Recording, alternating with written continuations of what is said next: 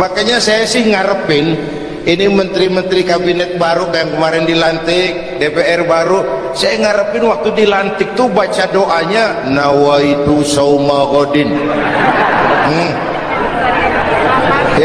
Niat puasa dulu deh. Ini negara lagi kurang tapi bagus, ekonomi masih gonjang ganjing, rakyat masih Senin Kemis. Nawaitu sauma ghadin dulu deh. Nunda dulu, nunda tempe boleh habis maghrib. Nunda entaran, tahu boleh habis maghrib. Menteri mau naik mobil mewah boleh, ntar kalau ekonomi udah mendingan, rakyat napasnya udah pada lega. Nawaitu saum, ini malah dilantik malah Allahumma lakasumtu. Doa buka puasa yang dibaca habis rakus semua. Jadi belum pernah Allah menciptakan makhluk seindah manusia, sesempurna manusia, belum pernah. Itu di Ragunan makhluk Allah puluhan ribu, bandingin nama kita bagus mana.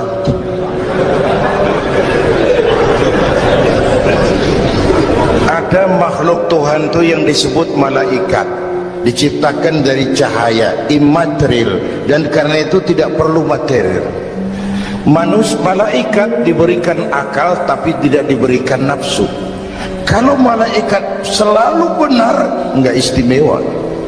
Kalau malaikat nggak pernah salah, wajar. Nggak ada yang bikin mereka salah. Material nggak perlu, seksual nggak perlu, maduit budek, sama perempuan kagak open. Malaikat. Sebaliknya ada makhluk Allah yang namanya binatang, diberikan otak tapi tidak diberikan akal. Mereka hanya diberi nafsu. Sapi kalau dia lihat rumput, nggak usah nanya ini rumput halal apa haram, nggak usah. Ayam jago kalau sudah datang syahwatnya, nggak usah nengok ini banyak orang apa enggak, nggak usah. Dan itu wajar binatang. Nah yang ketiga kita manusia, makhluk paling komplek, diberi akal, diberi nafsu. Tiap hari sejak bangun tidur sampai tidur kembali terjadi pergolakan perjuangan antara bisikan akal dan nafsu. Kadang akal menang, kita naik jadi malaikat, cuman potongannya manusia. Kadang nafsu menang, kita turun lebih kayak binatang, bahkan lebih rendah daripada binatang, lebih buas daripada binatang. Buas-buasnya sapi, makanannya cuma rumput. Manusia kalau sudah puas, aspal, kabel telepon, minumnya solar,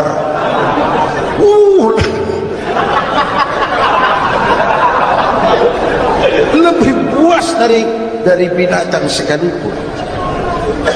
Agar akal bisa mengendalikan nafsu, Allah menurunkan agama, bukan menghilangkan, mengendalikan, mengatur. Manusia tanpa nafsu bukan manusia. Manusia nafsu melulu, kebo.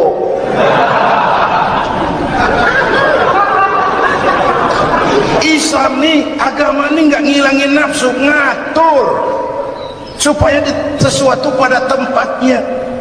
Jangankan hidup berkehidupan, pakai kopiah saja mesti ada caranya. Ya, ada cara ceramah ya gini, dagang miringin dikit, main gaple begini.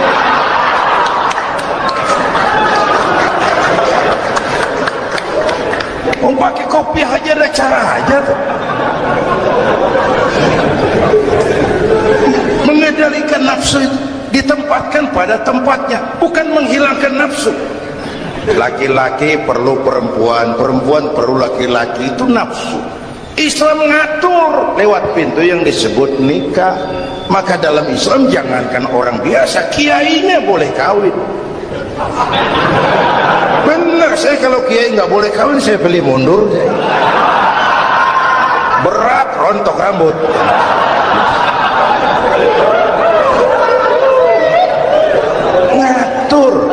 Saudara-saudara hadirin yang saya hormati, jadi ternyata di sini bukan perjalanan terakhir.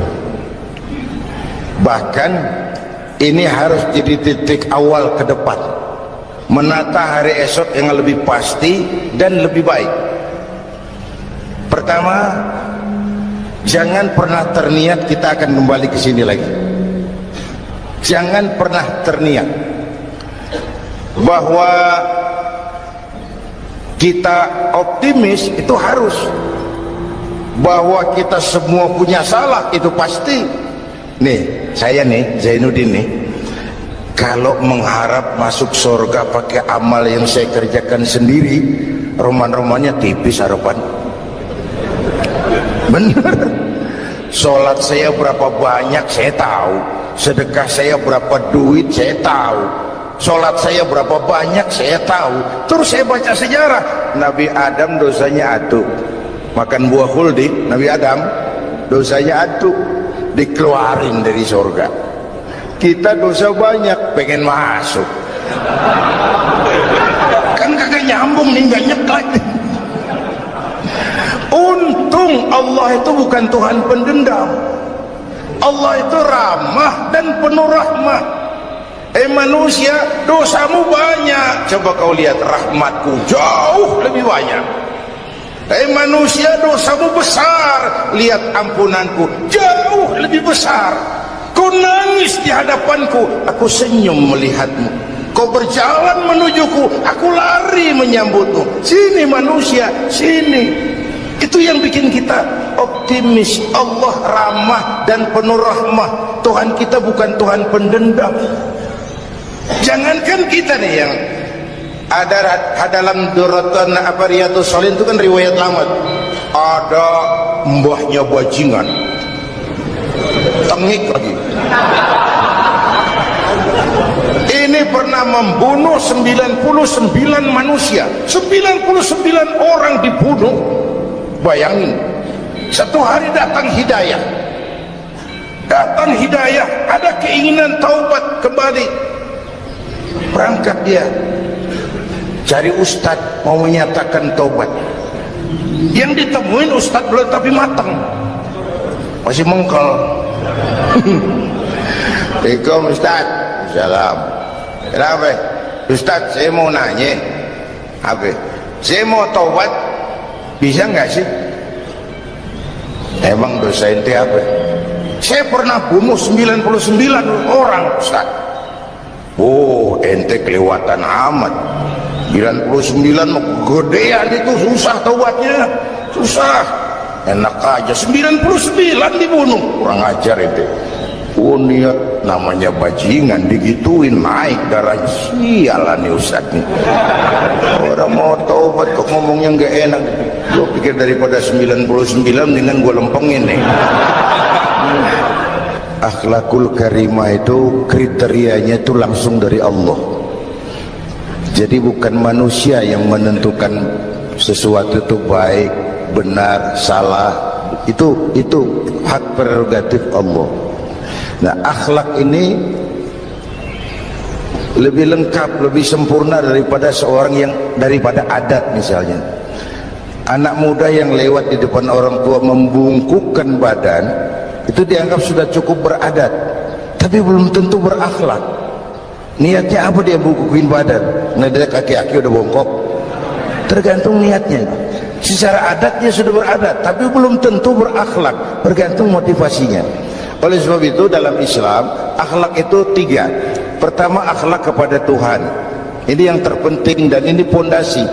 Akhlak kepada Tuhan itu intinya 2. Jangan menyekutukannya dengan sesuatu pun, jangan menyembah kecuali hanya kepadanya. Itu berakhlak apa tidak kita kepada Tuhan, kelihatan dari 2 ini.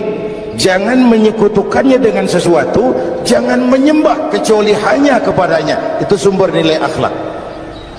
Jangan menyekutukan Tuhan dengan terang-terangan atau remeng-remeng. Kadang-kadang kita terang-terangan, enggak, remeng-remeng kejebak. Gue entak pakai cincin ini nih, loh, cincin dah. Gue entak pakai cincin ini nih. Jangan anak perawan, nenek-nenek lihat gue lemes. Nenek-nenek ya lemes. Nah, jangan menyembah kecuali hanya kepadanya. Satu. Yang kedua, akhlak kepada sesama, baik sesama muslim, non muslim, dan seterusnya. Yang ketiga, akhlak kepada lingkungan. Dia mau pohon ini kan kita harus berakhlak, sama air kita harus berakhlak. Satu saat kampung saya banjir, saya ngomong sama engkong saya, "Kong banjir kong." Kata engkong saya, "Biarin, bukan salah air."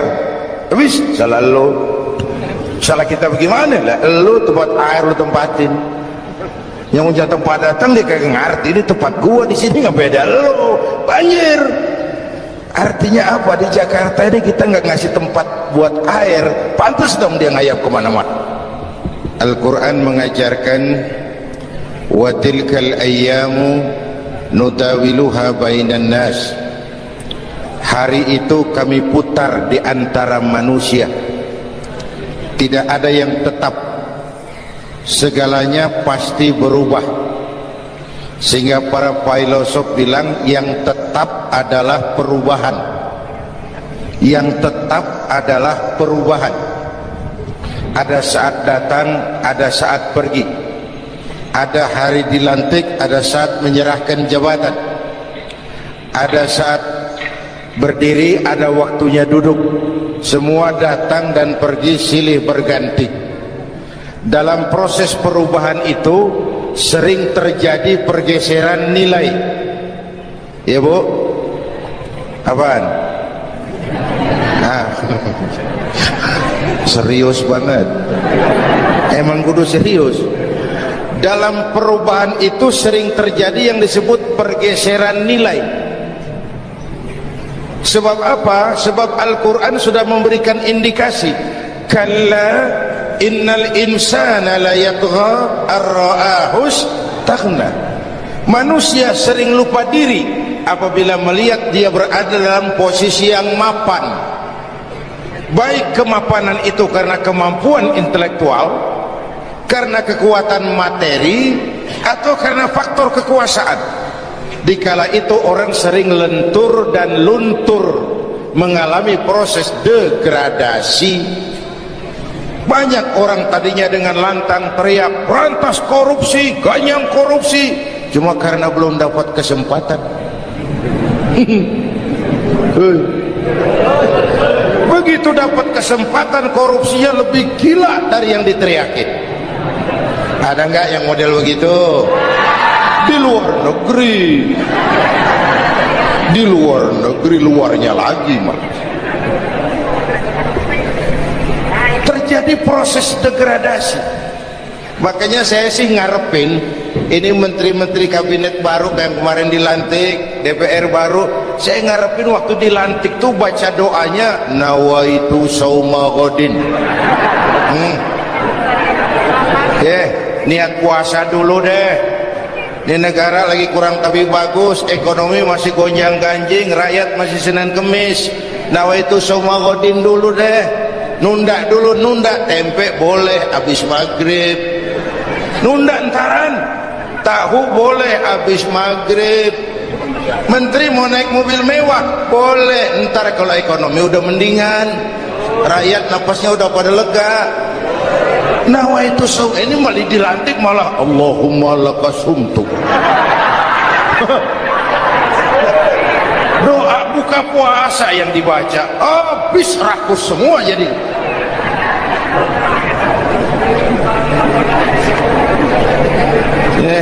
Dengerin ngikutin senturi ya, bukan bingung kita siapa yang nanggung jawab ini. Yang jawab banyak banget, yang nanggung kagak ada. Bener nih, yang jawab semua jawab pakai jurus bekelit. Yang nanggung kagak ada. Nih ujung-ujungnya saya khawatir kayak lagu Bengawan Solo, akhirnya ke laut. Kalau udah ke laut udah kagak ada yang ngurusin, udah ribet urusan.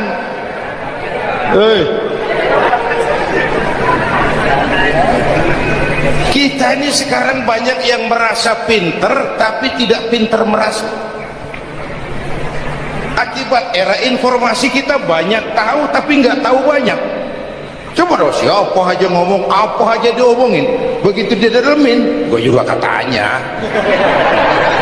Banyak tahu tapi nggak tahu banyak. merasa pinter tapi nggak pinter merasa. Orang tuh kalau merasa pinter yang timbul keangkuhan, tapi kalau pinter merasa yang timbul kebijakan. Ayolah, nah itu sama godin sebentar, kau nunggu maghrib deh. Kalau ekonomi udah beres, rakyat hidupnya udah rada mapan, itu menteri mau pakai mobil buahnya mewah, masa bodo amat. Ya, dong menteri-menteri di Inggris harga mobil dinasnya 200 jutaan, padahal Inggris yang bikin Rolls Royce, Inggris bikin mobil Bentley, Inggris bikin mobil Aston Martin. Aston Martin itu merek parfum apa mobil Pak Kiai? Hah? Merek parfum apa mobil? Merek mobil bang. Itu Aston Martin yang dipakai James Bond itu. Oh iya iya. Punya Pak Kiai? Gue juga katanya.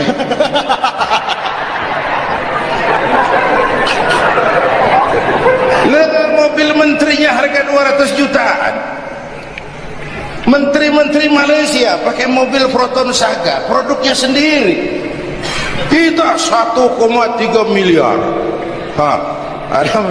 Mudah-mudahan mobil dinas baru ini bisa meningkatkan kinerja saya, kata seorang menteri. Dodol.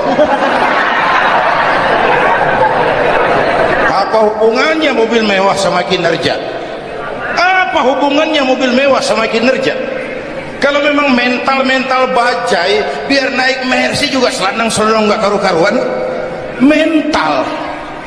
Dan ini saya mau bicara, kita perlu stabilitas temperatur batin atas terjadinya perubahan yang membawa pergeseran nilai. Kita harus kayak ikan di laut. Ibu tahu ikan di laut? Tahu? Itu katanya ikan di laut udah Kristen semua, sebab yang paling gedenya paus.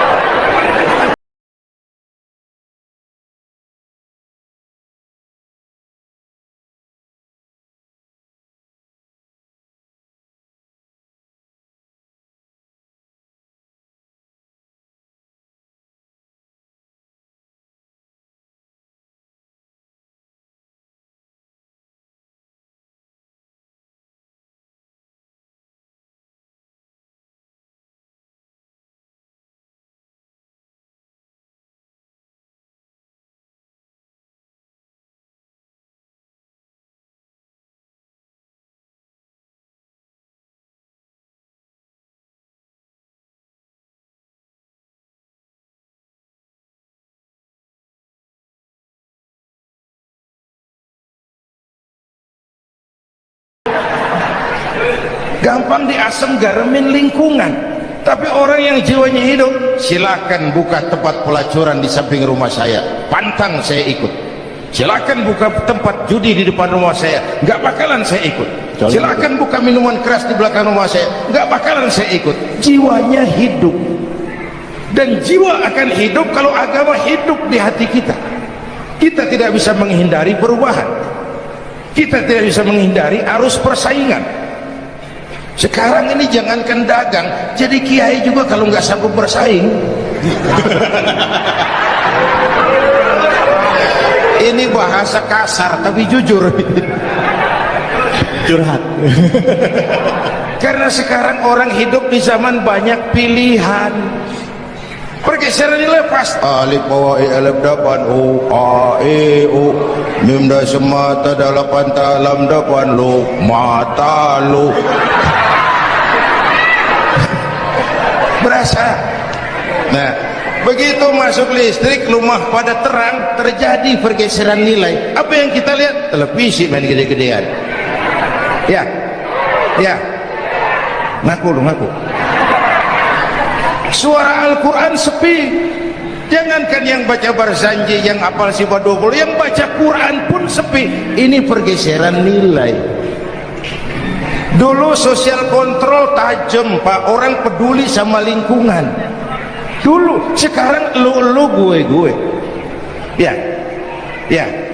Dulu kalau ada anak gadis hamil di luar nikah, aib, malu selebar kampung. Sekarang makanan hari-hari. Benar-benar nih. Ibu-ibu lebih menghargai selingkuh daripada poligami. Ayo ngaku. Yang bapaknya senyumnya lebar banget nih Pak. Yang bapak. Terjadi pergeseran nilai. Nah, kita ingin pergeseran nilai itu yang positif, bukan yang negatif. Nah, supaya bisa kita harus punya filter. Ini kan abad entertain Pak, orang pandai membangun pencitraan sekarang ini. Karena rakyat kita, umat kita ini kan sekarang kayak daun kering Pak, gampang dikumpulin, susah diikat, berisik, gampang dibakar, cepat heran, gampang kagum. Masyarakat mall nih, ibu-ibu nih, coba asal ada mall baru, rame-rame aja berangkat, belah sono buka, rame-rame aja ke sono, kagak belanja, numpang heran doang, ke sono heran, kemari kagum. Ini dimanfaatkan oleh ahli entertain, pandai membungkus, membangun opini, membangun pencitraan. Maka kita harus punya filter menghadapi arus perubahan, harus punya stabilitas temperatur batin. Apa konsepsi dasarnya? Agama, Bu.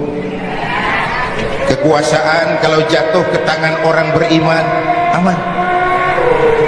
Ilmu kalau jatuh ke tangan orang beriman, manfaat.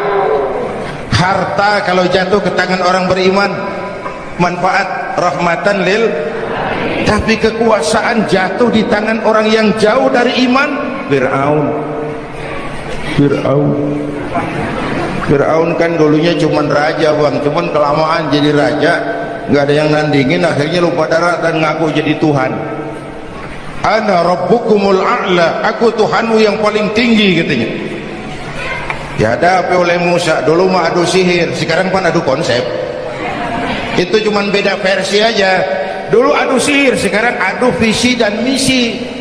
Polanya sama, begitu orang tuh dikenal dari visi dan misinya.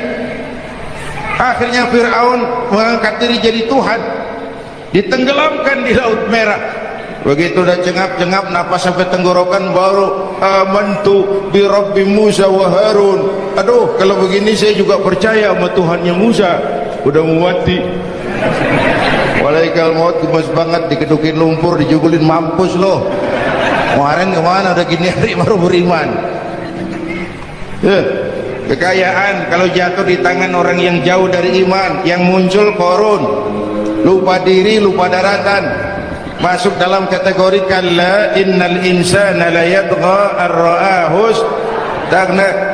Maka dalam pada itu kita bersyukur Majelis Ulama memberikan fatwa yang berkenaan dengan perubahan-perubahan yang terjadi di tengah-tengah kita, supaya kita ini punya pagar, supaya kita punya benteng ada yang kita pegang. Dan yang memberikan fatwa juga Majelis Ulama, bukan seorang majelis, lalu terdiri dari berbagai macam proses pertimbangan. Enggak sembari ngelamun di bawah pohon jambu tuh nyusun fatwa. Saya perlu sampaikan ini sebab orang kan harus hati-hati. Memang ada hadis, barang siapa yang berijtihad lalu ijtihadnya benar dapat 2 pahala, kalau ijtihadnya salah dia dapat 1 pahala. Man ijtahada, man di sini bukan lil itlaq, bukan siapa saja, barang siapa lalu siapa saja, nggak beres urusan. Barang siapa yang memenuhi persyaratan untuk berijtihad lalu dia berijtihad, itu yang kalau salah dapat 2, kalau salah dapat 1, kalau benar dapat 2. Jadi manijtama'a fihi syurutul ijtihad, bukan man lil itlaq lalu siapa saja boleh berijtihad, lalu lahir fatwa yang aneh-aneh. Tetapi sungguh pun demikian, fatwa Majelis Ulama itu tidak bersifat mengikat. Ini yang bijaksananya. Tuh, dalam Al-Quran Pak, Bu, balik lagi ke ceramah nih. Dalam Al-Quran Allah itu maha bijaksana. Kapan? Coba. Kalau surga disediakan untuk orang yang tidak punya dosa, sepi surga. Ya, nih, ayo jujur nih, ada nggak yang kagak punya dosa di sini? Nggak ada. Untung Allah bilang apa? Wa amma man sakulat mawazinuhu fahuwa fi 'ishatir radiyah.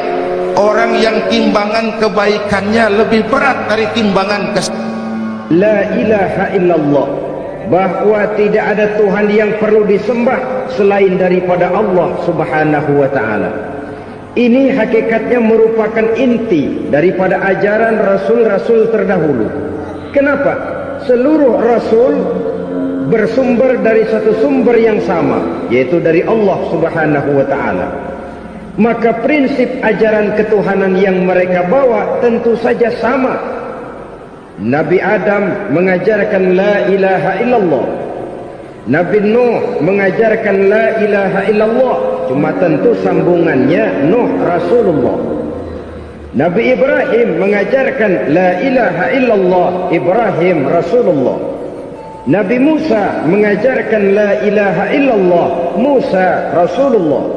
Bahkan Nabi Isa mengajarkan la ilaha illallah, Isa Rasulullah. Dan Nabi Muhammad mengajarkan la ilaha illallah, Muhammadur Rasulullah. Akhlak manusia kepada Allah dengan menanamkan tauhid.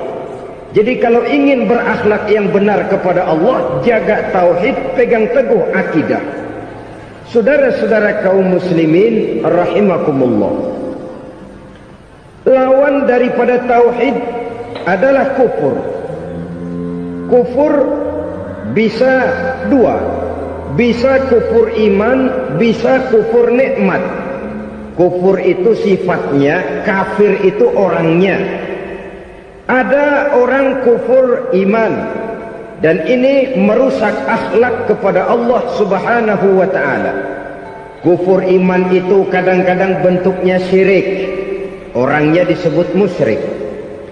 Kufur iman itu kadang-kadang bentuknya nifaq, orangnya disebut munafik. Kufur iman itu kadang-kadang bentuknya riddah, orangnya disebut murtad. Ini merupakan jenis daripada kufur-kufur iman dan tergelincirnya manusia daripada akhlak kepada Allah subhanahu wa ta'ala. Benar, di zaman sekarang kita tidak menyembah berhala. Memang di zaman sekarang kita tidak menyembah patung. Iya, kita tidak berkeyakinan Tuhan lebih dari satu. Tapi kadang-kadang akhlak kita kepada Allah sering lentur dan luntur, sering bergoyang dan tergoncang, sering kena erosi dan polusi. Bahwa kita tidak menyembah Latta, Uzza, Manat dan Hubal seperti masyarakat jahiliyah dahulu, memang. Tapi Latta zaman sekarang, Uzza zaman sekarang, Manat dan Hubal di zaman sekarang, berhala-berhala di abad kita sekarang ini, kadang-kadang bernama harta, kadang-kadang bernama wanita, kadang-kadang bernama tahta, mungkin juga bernama Toyota. Sesuatu yang lebih kita agungkan daripada Allah, menjelmalah dia menjadi berhala-berhala di zaman kita sekarang ini. Manakala kita di kantor sudah lebih takut kepada kepala bagian kita daripada kepada Allah, maka Tuhan kita barangkali adalah kepala bagian kita. Manakala kita sudah lebih takut kepada manusia daripada kepada Allah, bergeserlah akhlak kita kepada Allah, mengagungkan manusia dan menomorduakan Allah. Maka di zaman sekarang akhlak kita kepada Allah sering kena erosi, sering kena polusi. Mungkin karena sulitnya lapangan kerja, tingginya tensi ekonomi, persaingan hidup yang makin tajam, sulitnya mencari lapangan kerja, orang kadang-kadang nekat, sedikit pertimbangan, picik pandangan, mudah melakukan potong kompas, sehingga terjadilah perbuatan-perbuatan yang memelencengkan akhlak kita kepada Allah subhanahu wa ta'ala. Kadang-kadang terjebak mempercayai selain daripada Allah. Kadang-kadang terjebak di dalam mengagungkan yang selain daripada Allah lebih dari yang seharusnya. Terkenalah akhlak kita kepada Allah, jaringan-jaringan erosi dan polusi. Kufur sebagai lawanan daripada tauhid merupakan sifat daripada orang yang tidak berakhlak kepada Allah. Bentuknya pertama bisa syirik. Syirik itu artinya meyakini ada Tuhan lain selain daripada Allah. Itu yang namanya syirik. Jadi percaya Tuhan ada, cuman Tuhannya kelebihan. Itu yang disebut syirik, dan itu merupakan cerminan dari akhlak yang rusak kepada Allah Subhanahu wa taala. Berkeyakinan Tuhan lebih dari satu, berkeyakinan bahwa Tuhan itu beranak atau diperanakkan, atau mengagungkan sesuatu sama dengan Allah, atau menjadikan yang selain Allah sebagai tujuan akhir daripada perjalanan kehidupan ini, maka itu sudah terjebak kita dalam musyrik. Dan syirik satu dosa yang tidak berampun. Bahasa kasarnya, yang namanya syirik itu jenis bapak moyangnya dosa. Saudara-saudara, sebab itu saya pesan, kalau memang terpaksa, biasanya yang tinggal di kota-kota besar itu kalau tidak kepengen dosa kan susah. Kalau terpaksa harus bikin dosa, cari yang kecil-kecil saja, yang kira-kira taubatnya gampang. Umpamanya pulang sholat Jumat nukar sendal, umpama, yaitu jelas dosa. Tapi dosa yang taubatnya agak mudah. Jangan sampai terjebak ke dalam syirik, menyekutukan Allah. Kalau sudah menyekutukan Allah, Allah dimadu, murka benar Allah kepada kita. Innallaha la yaghfiru ayyushraka bih wa yaghfiru ma duna dzalika liman yasha. Allah tidak akan memberi ampun kepada orang yang menyekutukannya dengan sesuatu, tapi Allah mau mengampunkan dosa yang selain itu bagi orang yang dikehendakinya. Jadi orang-orang yang sudah terjebak syirik, menyekutukan Allah, meyakini ada Tuhan lain selain daripada Allah, meyakini Tuhan beranak atau diperanakkan, bagaimanapun baiknya mereka di dunia, bagaimanapun sosial jiwanya, bagaimanapun pemurah tangannya memberikan santunan dan pertolongan kepada orang lain, kalau sudah syirik, seluruh nilai kebaikannya akan tidak ada gunanya lagi. Karena tidak ada tempat nilai kebaikan itu bergantung. Sedangkan kita berbuat baik agar diterima oleh Allah. Kalau Allahnya marah kepada kita, siapa yang akan menerima nilai kebaikan itu sendiri? Ini bentuk yang pertama. Yang nyata-nyata menyembah berhala, syirik. Yang nyata-nyata beriktikad Tuhan lebih dari satu, syirik. Atau yang tersamar. Yang tersamar itu yang sering jadi penyakit kita. Saya sejak ada perkutut ini di rumah, perkutut. Saudara-saudara, yang merusak akhlak kepada Allah, yang merusak tauhid setelah syirik, bisa juga berbentuk nifak. Nifak itu sifatnya, orang yang punya sifat nifak disebut munafik. Asal katanya dari nafakun. Nafakun itu satu lubang yang punya dua muka, seperti goa, ada tempat masuk, ada tempat keluar. Maka munafik orang yang punya dua muka. Kalau bahasa kita, pandai bermain minyak di atas air, manis jika berhadapan, balik belakang lain bicara. Sehingga apa yang dinamakan nifak, kata Imam Ali Al-Jurjani dalam kitab ta'rifatnya, izharul imanu bil lisan wa kitmanul kufri bil qalbi. Menyatakan, menampakkan iman dengan lidahnya, tapi menyembunyikan kekafiran dalam hatinya. Dengan kata lain, lidahnya mah iman, hatinya mah kafir. Padahal hati itu yang dilihat, padahal hati itu yang dinilai. Kenapa lidahnya mengaku iman? Ya mungkin karena kepepet, mungkin karena kepentingan, mungkin karena ingin mencari kelemahan orang, lalu dia pura-pura beriman. Tapi sesungguhnya hatinya kufur. Ini merupakan penyakit munafik. Dan terus terang, menghadapi orang munafik jauh lebih berat daripada menghadapi orang kafir. Kenapa? Munafik ini kan musuh dalam selimut. Mau dibilang musuh nyata-nyata, apalagi di zaman Rasul ya, ketika periode Madinah, berat sekali menghadapi orang munafik. Mau dibilang kafir, kalau ketemu assalamualaikumnya medok juga. Mau dibilang mukmin, di belakang ngegerundel, nyari-nyari penyakit, nyari-nyari lantaran, mencari-cari gara-gara.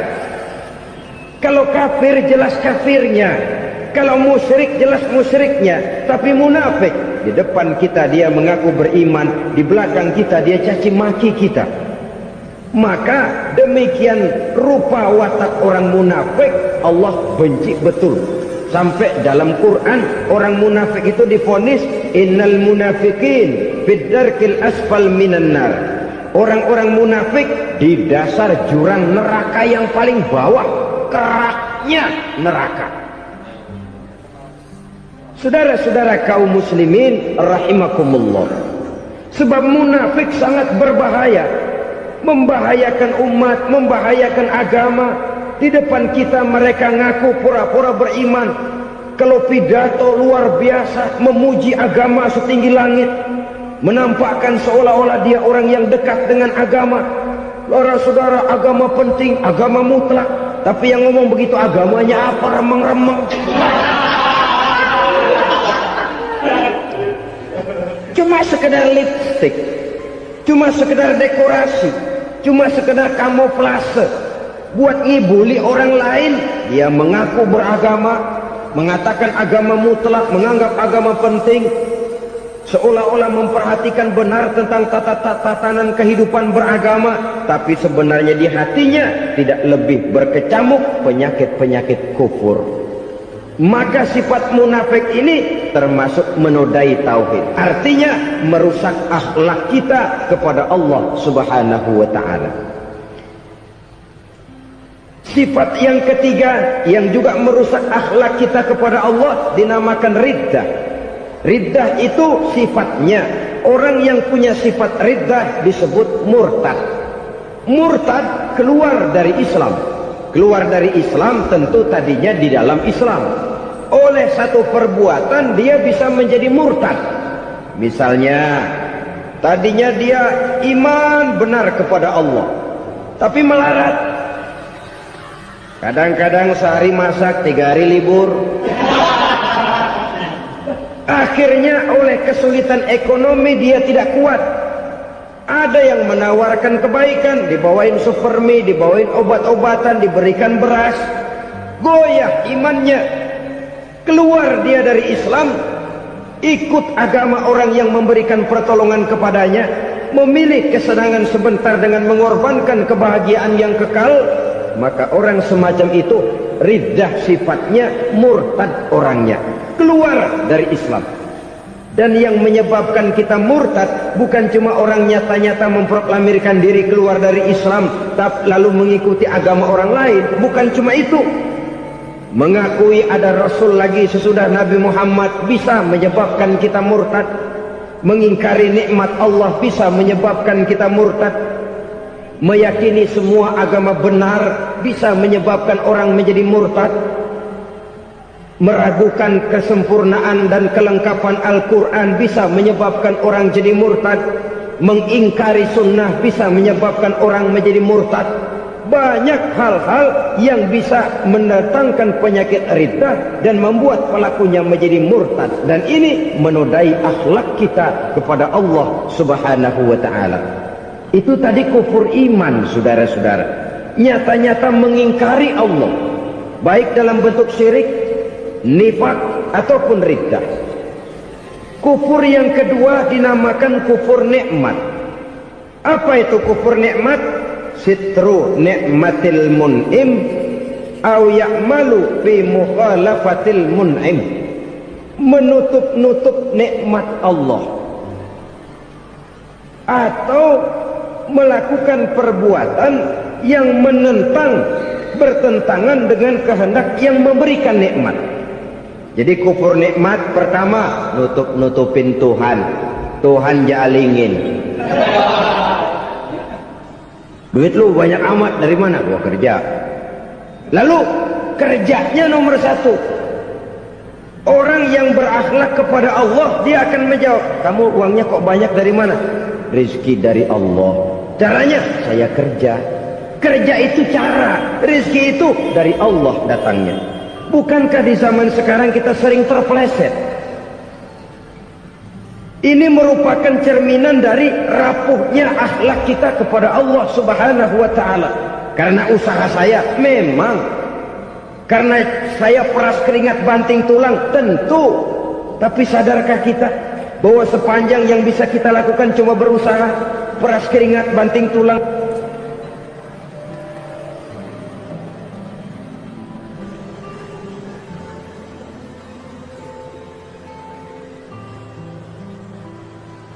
Soal rizki, soal jodoh, soal maut, kitakah yang mengatur? Kitakah yang menentukan? Subhanallah, manusia sungguh tidak berdaya menghadapi 3 hal paling pokok ini. Rezeki, kita cuma bekerja. Kitakah yang menentukan? Tidak. Kita berusaha saja, rezeki belum pasti dapat, apalagi kalau kita tidak berusaha. Jangan terjebak dalam fatalisme, belum perang udah nyerah.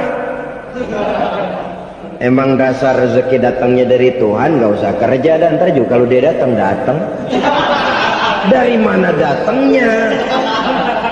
Kerja saja belum tentu dapat rezeki, apalagi kalau tidak kerja. Yang jelas usaha perlu kepastian, itu urusan Allah. Ini akhlak kepada Allah Subhanahu wa ta'ala. Jodoh juga begitu. Kita berusaha, kita berupaya, Allah menghendaki lain jadinya. Maut juga begitu. Siapa sih yang pengen ngadapi maut? Siapa sih yang pengen mati? Siapa sih yang pengen ketemu malaikat Israel? Tidak seorang pun kalau ditanya, kecuali mereka yang putus asa ya. Kalau otaknya masih normal, mau mati mesti belakangan dulu udah dikit. Tapi yang satu itu saudara, kalau dia sudah datang, tenaga mana yang bisa menolak? Kalau dia sudah berkunjung, kekuatan mana yang bisa menghindar?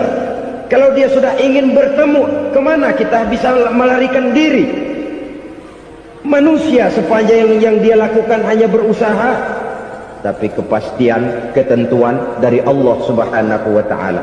Orang yang kufur nikmat, nutupin Allah. Dia merasa rezekinya adalah mutlak peras keringatnya, seolah-olah Allah nggak punya peranan apa-apa di situ. Oh, ini kan saya bisa rumah begini karena saya kerja keras. Oh, ini mobil saya begini, saya kerja keras. Peras keringat, banting tulang, keras.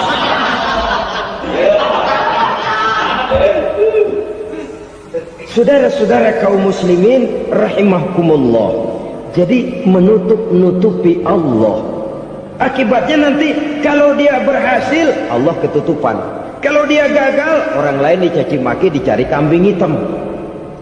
Yang kambing hitam kan mahal, karena orang sering cari-cari kambing hitam. Jarang orang mau jujur kalau bertemu kesulitan lalu mencari sebab pada dirinya sendiri. Yang paling enak dia nyalain orang.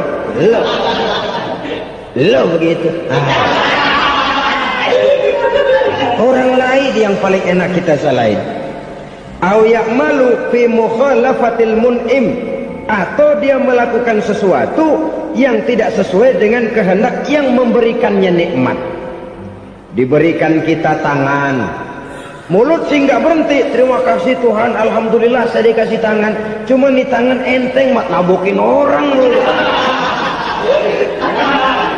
Itu sudah mukhalafatul mun'im, bertentangan dengan kehendak yang memberikan nikmat. Diberikan harta, mulutnya mah basah, terima kasih Tuhan, alhamdulillah dikasih harta, tapi pelitnya minta ampun, kikir koret medit. Ini juga termasuk kufur nikmat, mempergunakan suatu nikmat bertentangan dengan kehendak daripada yang memberikan nikmat itu sendiri. Saudara-saudara kaum muslimin rahimakumullah, oleh karenanya kufur iman memang lebih bahaya daripada kufur nikmat. Tapi jangan lupa, kufur nikmat bisa menyeret orang kepada kufur iman. Dan kalau Allah udah dialingin, Tuhan sudah dinomor duain, lama-lama kenapa dia tidak mendewakan dirinya sendiri, mendewakan pangkatnya, mendewa-dewakan otaknya, mendewa-dewakan kemampuannya? Pada awalnya dia memang cuma kufur nikmat, tapi lambat laun kalau ini tidak diobati, secara pasti orang akan mengarah kepada kufur iman. Bisa berbentuk syirik, bisa berbentuk nifak, bisa berbentuk riddah. Saudara-saudara, oleh karena itu menjaga akhlak kepada Allah mutlak penting. Sebab apa? Kita tidak berakhlak kepada manusia saja, kita dikucilkan dari pergaulan. Kalau kita tidak berakhlak kepada Allah, dikucilkan oleh Allah. Hadis qudsi menyatakan, man lam yashkur ala na'ma'i wa lam yasbir ala bala'i falyakhruj min tahtis sama'i falyatlub rabban siwaya. Kata Allah, siapa orang yang tidak mau bersyukur terhadap nikmat yang aku berikan kepadanya dan tidak mau sabar terhadap ujian yang aku berikan kepadanya, falyakhruj min tahtis sama'i, persilahkan saja keluar dari kolong langitku, wal yatlub rabban siwaya, tolong cari Tuhan lain selain daripada aku. Murka Allah, diusir, cuman gak kedengeran aja. Siapa yang tidak mau syukur terhadap nikmatku, siapa yang tidak mau sabar terhadap ujian yang aku berikan kepadanya, persilahkan keluar dari kolong langitku ini, cari Tuhan lain selain aku. Langit Tuhan yang punya, Tuhan kita lawan, diusir dari kolong langit, mau pindah ke kolong mana?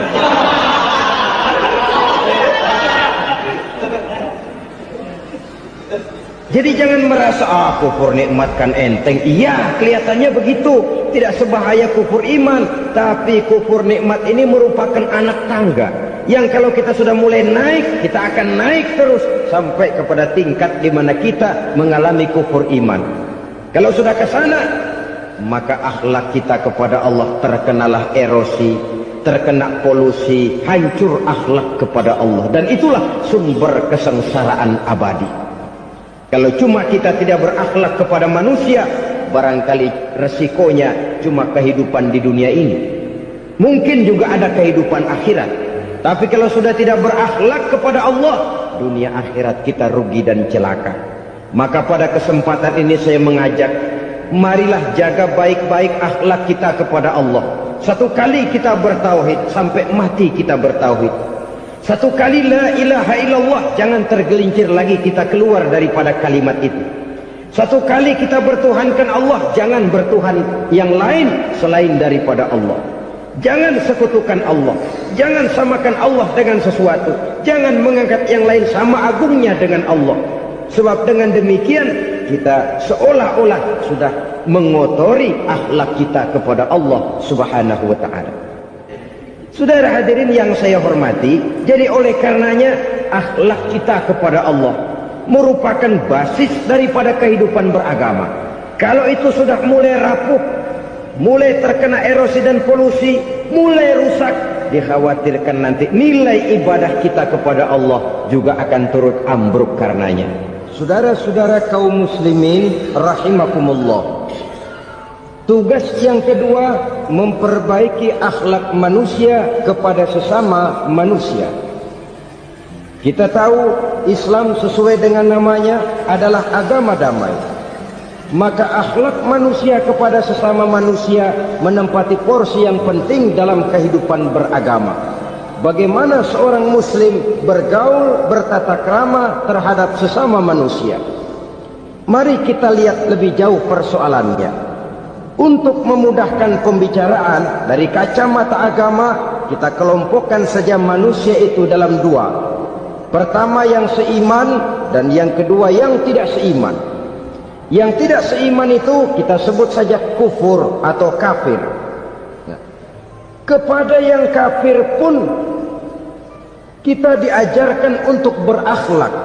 Apalagi kepada yang memang nyata-nyata seiman, sekeyakinan, seakidah. Kemanapun Islam datang, ke negara manapun ia masuk, ia tidak menaburkan kerusakan. Jadi tidak benar kalau orang pernah itu menggambarkan, saking sentimennya seorang orientalis, pernah menggambarkan Nabi Muhammad di tangan kirinya Quran, di tangan kanannya pedang, menggambarkan seolah-olah Islam dikembangkan dengan kekerasan. Sebenarnya tidak sama sekali. Kalaupun dalam sejarah perkembangan Islam pernah terjadi perang, maka perang dalam Islam sesungguhnya, apabila kita amati sejarahnya, bukan untuk memaksakan agama, karena memang agama tidak bisa dipaksakan, tetapi justru untuk mempertahankan agama dari segala macam hambatan, rintangan, hinaan dan fitnahan. Tapi kemanapun yang jelas Islam masuk, dia tidak pernah membuat kekacauan, kerusuhan ataupun penghancuran.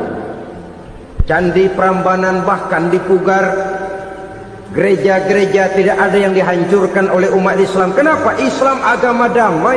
Soal agama, soal lakum dinukum waliyadi, la ikraha fid din, qad tabayyana ar-rusdu minal ghayy. Tidak ada paksaan dalam beragama, sebab nyata yang benar dengan yang tidak benar. Belum pernah ada orang kafir masuk ke perkampungan orang Islam lalu dikejar-kejar, diteriakin kafir, kafir, sunatin.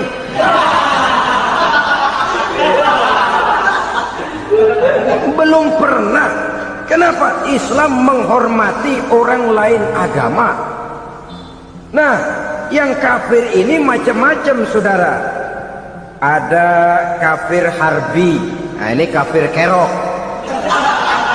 Ini kafir yang nyata-nyata memproklamirkan permusuhan kepada umat Islam, nyata-nyata mengganggu ketenangan umat Islam. Kafir yang seperti ini yang boleh diperangi.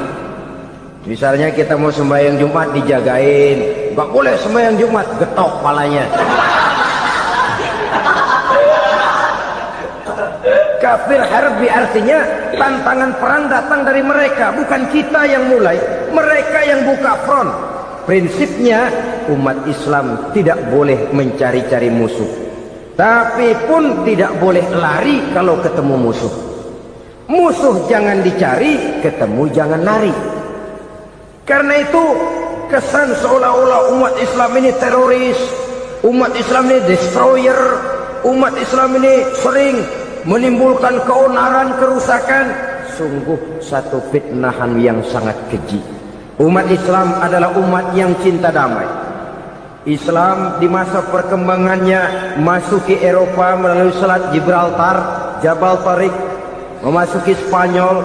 Islam tidak pernah meruntuhkan gereja, Islam tidak pernah membunuh orang-orang Nasrani. Bahkan Islam mewariskan peradaban dan kebudayaan yang begitu tinggi nilainya di bidang ilmu pengetahuan. Sampai ketika itu Barat banyak mengkaji ilmu pengetahuan dari dunia Islam.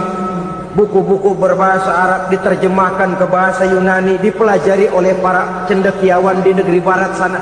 Mereka mengambil manfaat yang banyak dari masuknya Islam ke Eropa. Sementara gereja tetap berdiri dengan megahnya.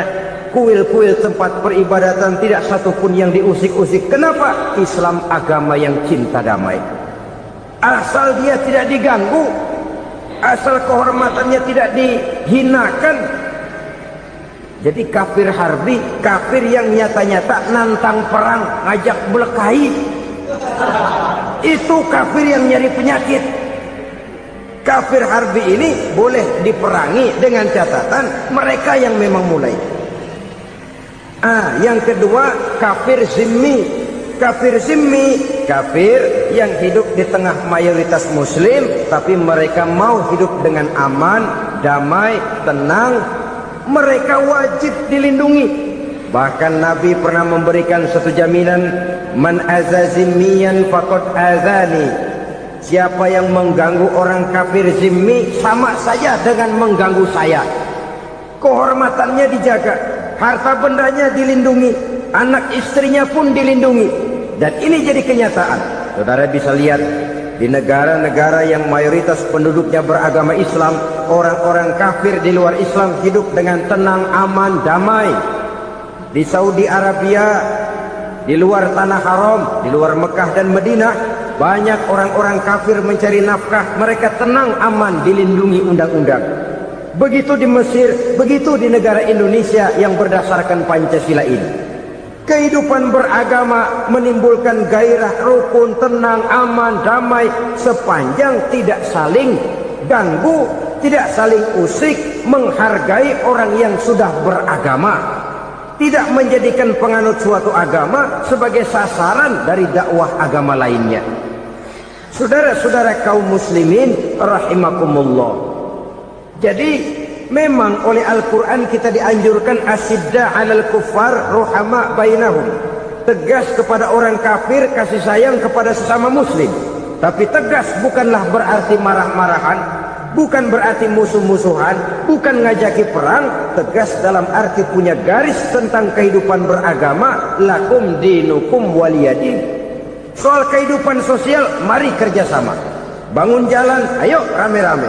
Siskamling, mari bebarengan. Bikin puskesmas, mari sama-sama. Tapi kalau sudah soal agama, itu tidak perlu ada toleransi agama. Yang perlu toleransi antar umat beragama. Kalau umatnya mau kerjasama silakan, tapi tidak menyangkut soal ibadah. Jangan kerjasama di bidang ibadah. Itu kerjasama yang salah pasang, saudara-saudara. Sehingga dengan demikian toleransi adalah menyangkut kehidupan antar umat beragama. Sedangkan agama sendiri punya coupling yang nyata. Sehingga dengan demikian tegas kepada orang kafir dalam arti kita punya satu kepribadian, tidak ngambang. Enggak, lalu kalau ditanya orang, sebenarnya agama lu apa sih? Ah, gua mah gimana musimnya aja. Agama pakai musim kayak rambutan. Akhirnya ya begitu, musim-musiman. Ke masjid kelihatan, ke gereja hayo, ke candi nongol, ke apa? Bingung malaikat bagaimana nyatetnya ini bocah ini. Di mana aja ada.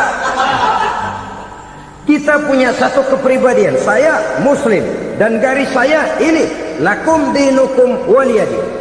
Bagi Tuhan persilakan agama Tuhan, bagi kami agama kami. Kami hormati Tuhan, Tuhan hormat kepada kami. Tapi soal agama, couplingnya jelas. Kerjasama, mari urusan muamalah, bidang sosial. Yuk kita siskamling sama-sama dengan orang lain agama. Mari jaga kerukunan, kesatuan, persatuan, kekompakan. Perbaiki jalan yang rusak, mari sama-sama. Mendandani jembatan yang runtuh, mari sama-sama. Tapi sembahyang, couplingnya lain-lain. Sebab Nabi juga dulu pernah ditawarkan begitu loh sama kafir jahiliyah dulu, Quraisy itu. Sudah Muhammad, sekarang begini saja, kita join aja daripada marah-marahan. Hari ini saya oke menyembah Tuhanmu Allah, besok gantian kamu menyembah Tuhan kita Latta, Uzza, Manat dan Hubal. Turun, qul ya ayyuhal kafirun la a'budu ma ta'budun.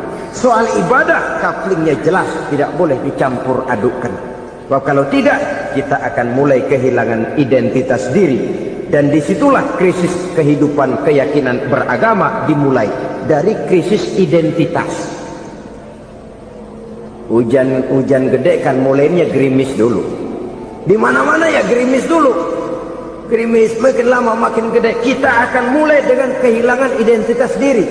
Dari sana nanti kita malu mengakui keislaman kita. Kalau orang Islam malu mengakui keislamannya, ini kan ironi, menyedihkan. Ngakui Islamnya saja malu, menonjolkan keislamannya malu, tidak ada rasa bangga beragama. Padahal ini modal dasar. Hanyalah dengan rasa bangga beragama kita lalu konsekuen. Bangga yang tidak konsekuen, wah pokoknya kan gua kan Islam, agamanya yang paling benar. Tapi hidupnya sendiri jauh dari tuntunan Islam. Itu bangga yang tidak beralasan, bangga yang tidak perlu dibanggakan sebenarnya. Kebanggaan yang membuat kita konsekuen dan dekat dengan kehidupan beragama. Jadi dengan demikian saudara-saudara, kepada non-muslim kita juga harus berakhlak. Bukankah ini sudah dicontohkan oleh Rasul? Bagaimana beliau disambiti orang di Taif, yang menyambiti malah didoakan. Bagaimana Suraqah mau membunuh beliau, malah Suraqah didoakan. Bagaimana Abu Jahal dan Abu Lahab saking mangkalnya Ini Abu Jahal pernah gali lubang di kamarnya sendiri, di depan tempat tidurnya. Setelah dia gali lubang, ditutupin pakai keraras korma. Lalu dia tarik selimut, belagak meriang. Dia pesan pesuruhnya, bilangin Muhammad kencangnya meriang. Pamannya sakit, minta ditengokin. Nabi dengan segala husnuzonnya berangkat nengokin. Abu Jahal dari balik selimut ngintip. Itu dia Muhammad, itu dia tuh. Dia tuh, masuk Dani, masuk. Mulai di jalan, senang Abu Jahal. Terus. Begitu ke pelosok, masuk ke lubang, gue pendem terus. Memang niatnya mau mencelakakan Nabi. Sudah tinggal beberapa langkah lagi Nabi akan berjalan ke arah lubang itu. Malaikat Jibril ngasih tahu, Muhammad, Abu Jahal pamanmu cuma pura-pura sakit. Di depan tempat tidur itu ada lubang sudah dia gali untuk menjerumuskan kamu. Sudah balik pulang. Balik badan Nabi. Sudah hampir mau melangkah, kakinya malah muter pulang. Abu Jahal yang ngelihat Nabi sudah hampir jatuh nggak jadi, balik pulang. Lupa kalau lagi sakit. Udah Muhammad buruan sini. Ke pintu dia kejar. Dia lupa sama lubang yang dia gali. Begitu dia kejar, dia yang ke pelosok masuk ke dalamnya. Sejak saat itu ada pepatah, man hafara hufratan waqa'a fiha. Siapa yang suka nggali lubang, dia sendiri bakal terpelosok ke dalamnya. Jatuh dia ke lubang yang dia gali. Padahal ya paling banter 2 atau 3 meter paling dalam. Dari dalam lubang itu dia teriak-teriak, Muhammad, tolongin, pamanmu kecebur. Kasih tahu Muhammad, kasih tahu. Datang lagi lah pesuruhnya, Muhammad, pamanmu Abu Jahal kecebur, minta tolong diangkatin. Sudah diulur tambang, habis sambung lagi, nggak bisa sampai. Masa iya, cuma kamu yang bisa nolong? Apa yang dilakukan Nabi? Balik mau nolongin. Akhlak. Kita kalau ada orang gali lubang buat nyeburin kita, dia sendiri yang kecebur. Borok gua kagak lemin loh. Mati sekalian dah. Nabi mah enggak, balik nolongin tuh Abu Jahal. Kenapa paman kecebur? Iya Muhammad, tolong, tambang udah diulur-ulur, sambung-sambung nggak sampai. Aduh kasihan paman, nih pegang tangan saya. Nabi cuma ulurin tangan, nyampe dipegang oleh Abu Jahal. Diangkat ke atas, nyampe atas. Apa kata Abu Jahal? Tambang bergulung-gulung nggak nyampe, kamu cuma pakai tangan doang kok bisa Muhammad, hebat banget sihirmu. Mukjizat dia bilang sihir, udah ditolongin nyelak lagi, kan yang enak kita injek palanya. Orang dulu bilang wah katanya nolongin anjing kejepit, udah selesai ditolongin malah yang nolong digigit. Saudara hadirin yang saya hormati, kepada orang-orang kafir kita harus berakhlak, menghormati mereka, tidak memaksakan satu keyakinan dalam batas-batas yang ditolerir oleh agama, yaitu pada masalah-masalah sosial dan muamalah. Itu kepada non-muslim, apalagi kepada sesama muslim. Baik akhlak kepada orang tua, akhlak kepada guru, akhlak kepada jiran atau tetangga, itu semua termasuk dalam akhlak kepada sesama manusia. Akhlak kita kepada orang tua, kadang-kadang kita orang timur ini ketularan orang barat. Engkongnya dianggap CS, salaman main kedet aja halokong, engkongnya bahalo di bengong. Saudara-saudara kaum muslimin rahimakumullah, akhlak yang tua kepada yang muda, akhlak yang muda kepada yang tua, kepada jiran dan tetangga, kepada sanak famili dan handai tolan, pendeknya kepada sesama muslim. Tetangga ada haknya, ada hak tetangga yang kalau kita berakhlak itu harus dipenuhi. Contoh kecil, kalau saya beli radio, itu saya dong boleh berpikir, ini radio saya beli pakai uang saya setel di rumah saya, sekeras-kerasnya ada apa sama orang lain?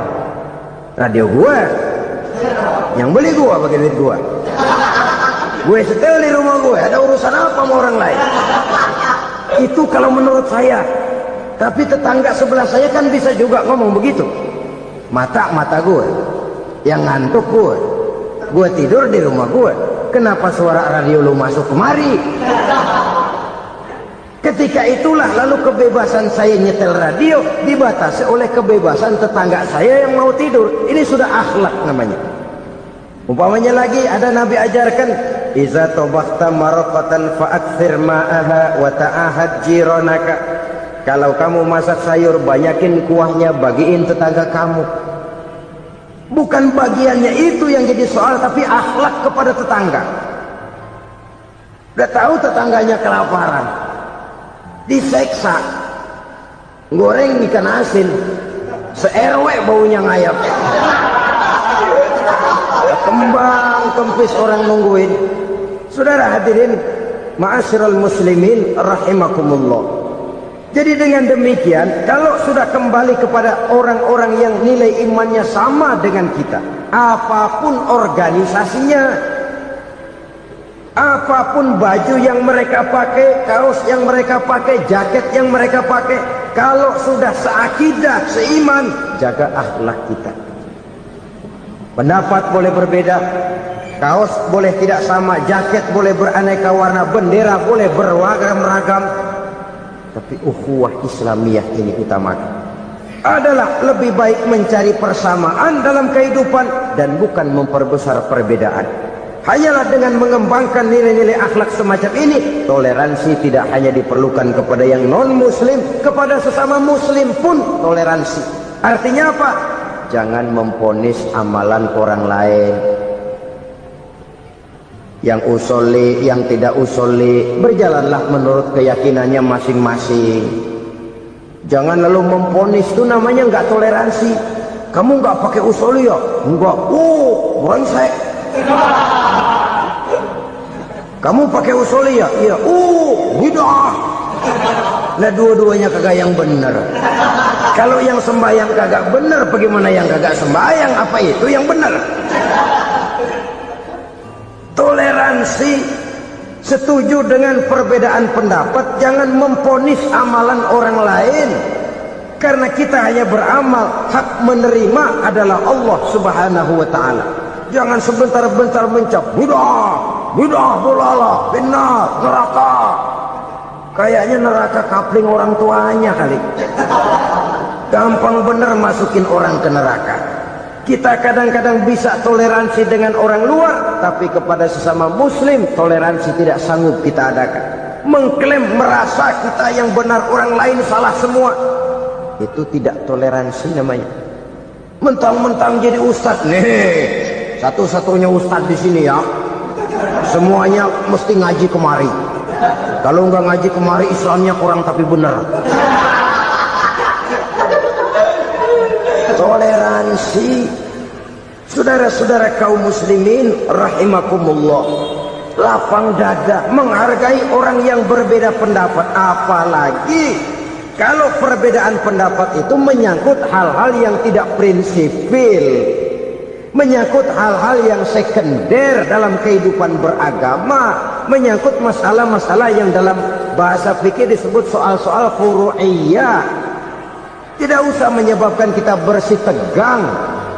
Kepala sama hitam pendapat boleh berbeda dan halal. Bahkan Nabi mengatakan ikhtilafu ummati rahmatun.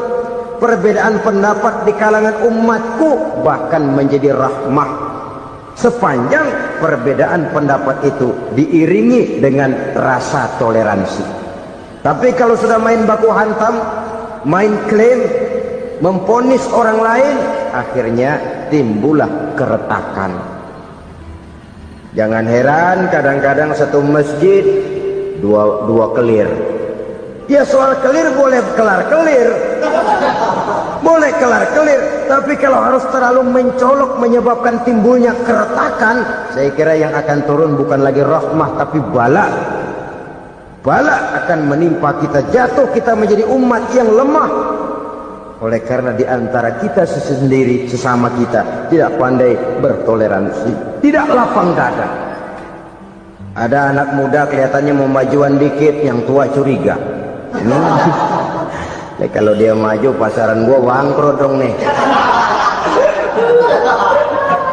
Lalu ditekan tuh anak ditekan melejit. Kadang-kadang yang tua maksudnya baik, mau memelihara, yang muda salah terima. Kan tua kejemur.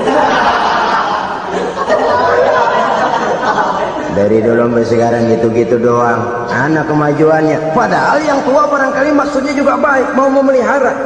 Sebenarnya kalau kita bisa mencoba mencari titik temu dengan alur komunikasi, tidak merasa diri yang paling benar, tapi toleransi, boyak menerima pendapat orang lain, setidaknya mau mendengar omongan orang. Yang susah kalau udah kena penyakit, nggak mau ngerti omongan orang, nggak mau nerima pendapat orang. Kodok di kolong tempayan, cukeng kayu asem, asal ijo udah ijo aja ijo dah. Nggak ngerti omongan orang, yang kayak begini yang orang jadi kesandung. Oleh karena itu saudara-saudara, alangkah nikmatnya kehidupan ini apabila kita menyadari kita ini ummatan wahidah, satu umat yang satu, yang diikat dengan akidah. Kalau kepada yang non muslim saja kita diajarkan untuk berakhlak, apatah lagi kepada yang seiman, seakidah, sekeyakinan. Wajarkah perbedaan pendapat yang kecil-kecil lalu menyebabkan kita bertolak belakang, cerai-berai, centang perenang? Bila bertemu di jalan yang satu menyisi ke kiri, yang lain menyingkir ke kanan. Kalaupun juga bercampur di tengah kumpulan orang banyak, persis air dengan minyak. Yang atuh melengos, yang atuh madep mojok. Orang lain senyum, dia mau pada manyun. Saudara-saudara kaum muslimin rahimakumullah, realita ini walaupun tidak enak, pahit, tapi masih hidup di sebagian masyarakat kita. Ini yang perlu kita atasi. Soal toleransi kepada orang lain, sejarah sudah membuktikan.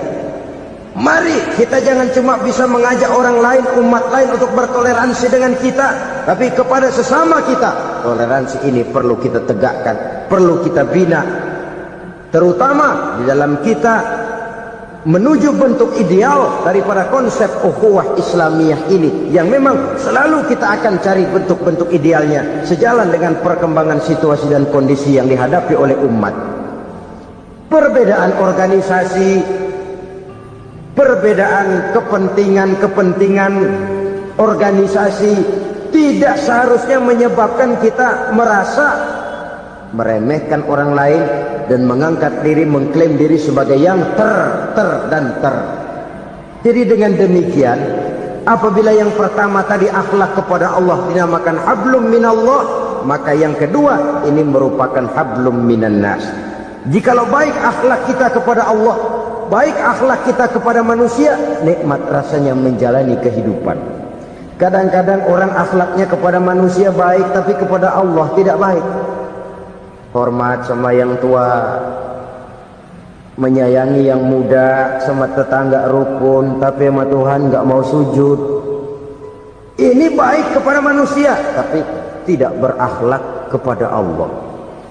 Atau sebaliknya, sujudnya sama Allah tekun, bener khusyuk, bahasanya juga fasih, luar biasa. Tapi sama manusia sombong, takabur, ujub, merasanya dia doang yang paling benar. Sebab iblis itu ya, itu kadang-kadang datang lewat hati, dan memang selalu markasnya di situ. Kalau dia tidak bisa menggoda kita dengan yang lain, dia tumbuhkan sifat ujub. Dia bisikin, wah, emang di kampung ini yang paling banyak ibadahnya ente. Yang lain mana, lihat tuh kocok semua.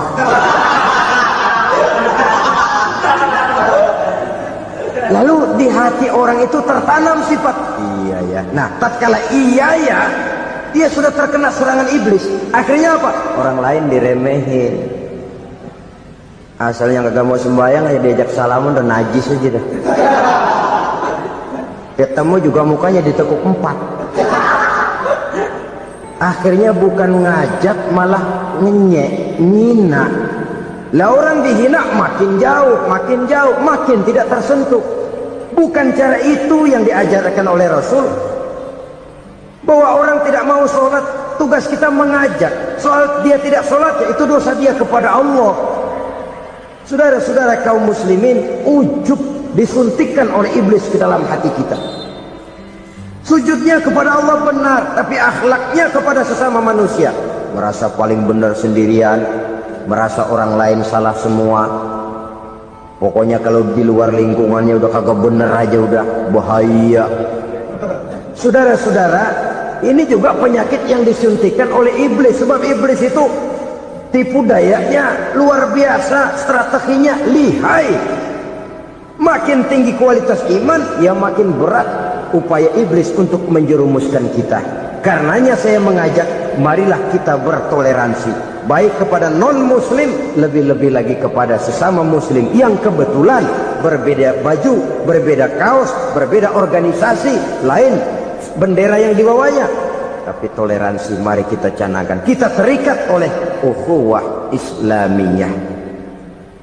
Dua. Yang ketiga, akhlak manusia kepada makhluk Allah lainnya di luar manusia. Saudara-saudara, dengan berakhlak kepada Allah, berakhlak kepada sesama manusia, berakhlak kepada makhluk Allah di luar manusia, baik flora maupun fauna,